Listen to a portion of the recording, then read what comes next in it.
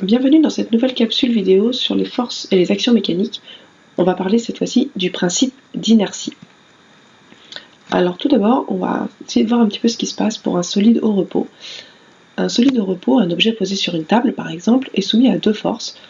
Son poids, donc l'attraction que la Terre exerce sur lui, et la réaction de la table qui l'empêche de tomber, qui aurait tendance à l'emmener vers le haut. Donc le poids est une force verticale dirigée vers le bas, et la réaction de la table est une force verticale dirigée vers le haut. Si le poids est plus important que la réaction de la table, le solide tombe.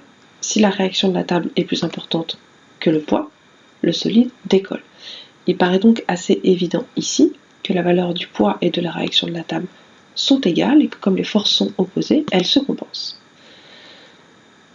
Si je prends le cas d'un solide en mouvement, donc dans l'espace, ici par exemple, mon petit astronaute, s'il est suffisamment éloigné de différentes planètes, il n'est soumis à aucune force. Donc dans le premier cas, on avait des forces qui se compensent, un solide qui ne bouge pas, et ici nous avons un astronaute soumis à aucune force.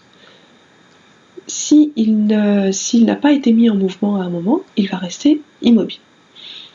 En revanche, s'il a été projeté par exemple de son vaisseau spatial, il a une vitesse, mais s'il n'est soumis à aucune force, il n'y aura rien pour le dévier, il n'y aura rien pour le freiner ni pour l'accélérer. Il va donc demeurer en mouvement rectiligne uniforme. Le principe d'inertie nous dit tout simplement que si les forces qui s'exercent sur un objet s'annulent ou s'il n'y a pas de force, cet objet sera soit immobile, soit en mouvement rectiligne uniforme.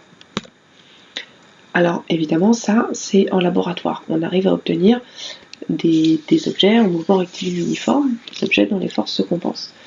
Dans le monde réel, on a toujours des frottements, les frottements de la route par exemple sur la voiture, ou les frottements de l'air. Donc c'est quelque chose qu'on peut obtenir sur de très courtes périodes, mais on va souvent supposer que les forces se compensent, on va souvent négliger les frottements.